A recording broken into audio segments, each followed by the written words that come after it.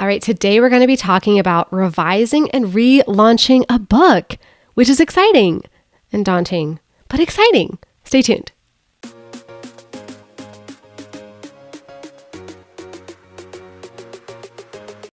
Hi, I'm MK Williams. I'm an author. I love sharing my insights about all things books and publishing with you.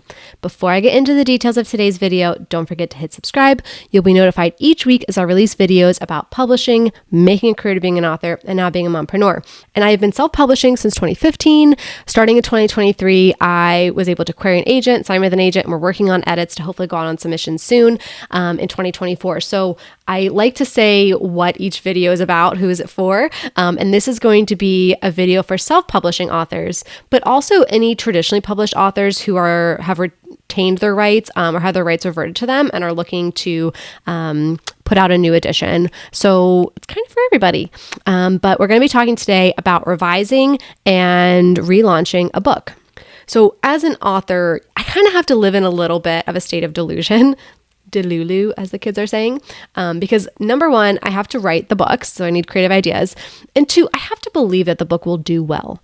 Even though I know how saturated the market is, even though I know how difficult it is to get anyone to read it, let alone review it. By the way, if you've read any of my books, please leave a review or rating. Thank you. So I have to be a little bit delusional that my biggest goals and dreams could happen, and therefore I need to prepare for that success. That's something I've taken seriously since day one. With my very first book, I had no audience, no clue what I was doing, but I asked myself the questions about what would I be frustrated that I didn't do if I had a runaway success? And that led me to owning my ISBNs, so I would have the power to take my book anywhere. So again, I've been self-publishing since 2015. Last year, with the book I had on hand, I realized that the best chance of success for that book was the traditional route, because the audience for that book gets their recommendations from book clubs and traditional media sources. So I signed with an agent. We're still trying to go on submission soon, hopefully. So how am I setting myself up for success here with this route? Well, one of that is continuing to grow my audience. Please subscribe below, follow me on Insta or TikTok, or subscribe to my newsletter. All the links are below.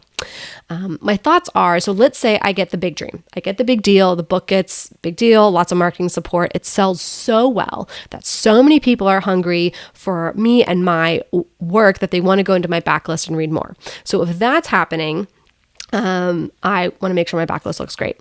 Now for me, that means making sure my backlist looks great. So I went back and revised my very first novel, Nail Biters, in 2019, ahead of the 2020 release of the sequel, Architects. I cleaned up my rookie grammatical errors, and I love it much more now than I did at the beginning. So I have had one book where the cover was definitely hurting it. So in 2017, I self-published Enemies of Peace. This is the best-selling fiction book I've released to date. It's barely edging out The Infinite Infinite. They're like neck and neck. But I had the huge support of the FI community in terms of podcast interviews, bulk orders for meetups. It did amazing in spite of the cover. When I published this, I had 2 books out. They were only on ebook as 99 cents each, which means I was making 34 cents per sale. So I was making like dollars a month. Like dollars, not like tens of dollars or hundreds, like dollars. So that was sad. So I really had nothing to reinvest into the cover. So with Enemies of Peace, I decided to launch the print for all books. The book had an audiobook. I did more for this book and it did better. Go figure. But the cover. Because I did it DIY, it looked DIY, I did it to the best of my ability. So I worked with formatted books again in late 2023 to give this book a makeover, because again, if this next book does amazing and people want to go read my backlist, I don't want anything to keep them from checking out those books.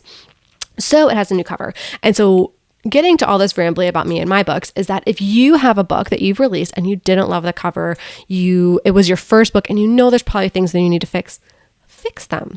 You can do that as a self-publishing author. And I think that's the beauty of it. I mean, yes, it's going to take attention away from your other books. You do need to launch it. You need to redo the thing, but it is doable. And so I've done previous second editions in the past. And so with this one, I follow the template for it, which is I registered my new ISBNs for the second edition.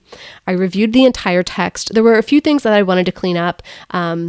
And for the second edition, I did a new cover and a foreword for the book from a fellow author who's been super supportive of the book. I'm going to do a separate video all about forewords and front matter. So subscribe for that. So this gives this edition more content, a better marketing asset in the cover, but the story is the same. So I was able to request that all my reviews would port over. Now this is in my 2024 KDP upload tutorial, so you can check that out and skip to that second edition chapters of the video to see how I did that. But I went through the process of giving it that makeover, and I love this book more now, and I want to talk about it more now, and I want to put it on my social media channels more now because it looks better, and looks matter when it comes to a book, right? We do judge books by their cover. And so why should you care about this? So I do hope you check out the new edition. If you like reading domestic thrillers that have a personal finance twist, check it out. And I hope it better matches your expectations for the genre of domestic thriller and suspense with the new cover. But also, I want you as an author to think about what would you fix now if you could about your earlier books? What if your book or latest book is a runaway success? What could you do differently to better position yourself for that success, right? Maybe it's owning the ISBNs. Maybe it is having a better updated website that is on my to-do list. Maybe it's some of these other little things. What would you do now? Do that thing.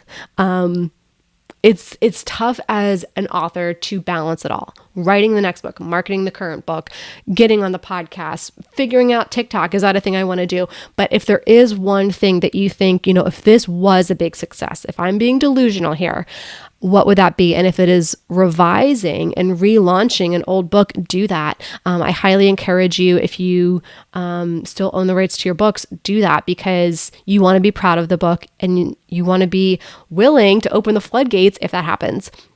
I hope you found this helpful. If you have, please leave a comment below, hit like and subscribe, or even the shiny new thanks button. That tells YouTube you got value from this information, and then they can put it in front of other authors like us. Now you can go back to writing your book.